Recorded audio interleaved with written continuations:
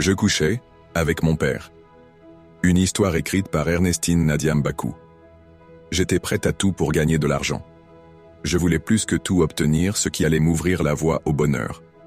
Oui, j'étais prête à tout, jusqu'à coucher avec mon père, mon géniteur, celui qui m'avait donné la vie.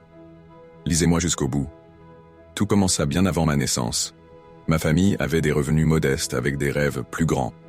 Ma mère était institutrice et disait à qui voulait l'écouter qu'elle aurait aimé être professeure de lycée pour gagner plus d'argent. Quant à mon père, c'était un technicien de laboratoire qui disait qu'il aurait pu être médecin si son propre père avait tout fait pour qu'il réussisse. Je grandis dans un climat de suspicion et d'insatisfaction intense. J'étais l'aîné. Je devais changer les choses. À la maison, mes parents martelaient tous les jours que le bonheur passait par la réussite professionnelle et la possession des biens matériels. Qu'un être humain n'était pleinement satisfait que lorsqu'il gagnait beaucoup d'argent. Je ne devais pas décevoir mes parents. Alors, je me suis mis à étudier consciencieusement. Mais ce n'était pas suffisant. Je fis cet amer constat des années plus tard. Je n'arrivais pas à décrocher mes diplômes. J'avais un retard par rapport à mes autres camarades. Ma mère disait « Regarde telle personne, elle est première en classe. Elle décrochera bientôt un grand poste et aura beaucoup d'argent. Toi, tu n'auras plus que tes yeux pour pleurer. » C'était ainsi tous les jours. Je me sentais diminué, humilié, et je me disais que si j'avais de l'argent, peut-être que mes parents allaient enfin m'aimer. Ma cousine avait réussi dans la vie, elle avait épousé un homme plein aux as, ce que je n'arrivais pas à faire. Ma mère la regardait les yeux brillants lorsqu'elle venait nous rendre visite. Après son départ, elle ne manquait pas de souligner en me narguant. La petite Élise, qui est ta cadette, m'a apporté 2 sacs de marque et des bijoux. Elle n'en disait pas plus, mais le sous-entendu était clair. Dès lors, je n'eus de cesse de rêver au jour où j'aurais beaucoup d'argent. J'avais une seule obsession, devenir riche. J'aurais pu emprunter un chemin différent si j'en avais eu la possibilité. Aveuglé par la quête d'une richesse éphémère, je devins sourde à toute prudence. Je m'étais inscrite dans un groupe sur Facebook à la recherche du partenaire idéal ou d'un gain d'argent facile. Peu de temps après, je fus contacté par une dame en messagerie privée qui me dit que c'était facile d'être riche si on le désirait vraiment. Je ne la connaissais pas, mais elle vivait dans ma ville.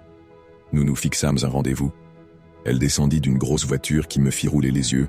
Cette femme était plus jeune que je ne l'avais cru. Pas loin de la trentaine, elle me semblait trop jeune pour avoir amassé une fortune pareille. Elle me demanda d'emblée « Alors Karine, veux-tu vraiment devenir riche ?» La réponse était évidente. Mon salaire de pauvre d'employé de banque n'allait pas m'aider. S'il y a un poste qui paye bien, je suis prête à le saisir, Blanche. Comme son nom, elle était toute blanche. Sa peau laiteuse donnait l'impression de n'avoir jamais côtoyé les rayons de soleil. Elle était si belle et sophistiquée. Elle me dit « Connais-tu telle personne ?» Elle me donna le nom d'une star des réseaux sociaux, très connue du grand public. Bien sûr, qui ne la connaît pas? Ses photos inondent ma galerie. C'est bien, connais-tu également telle autre personne?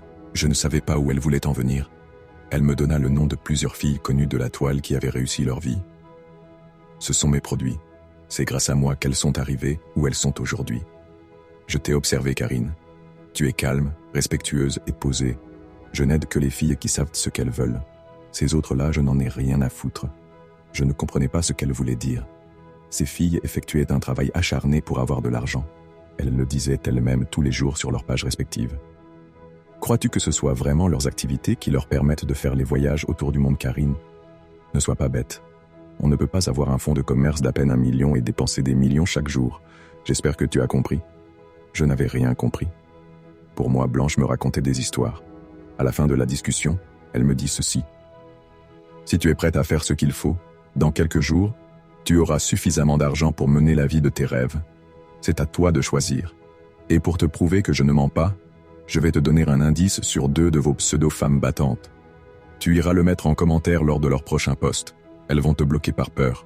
Au revoir, Karine, et appelle-moi. Elle partit. Le soir même, je fis ce qu'elle avait demandé.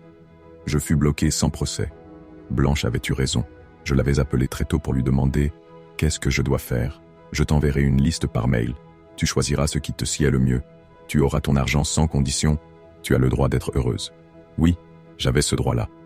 Le bonheur n'était pas réservé à une catégorie de personnes. J'allais devenir riche et tout le monde allait me respecter.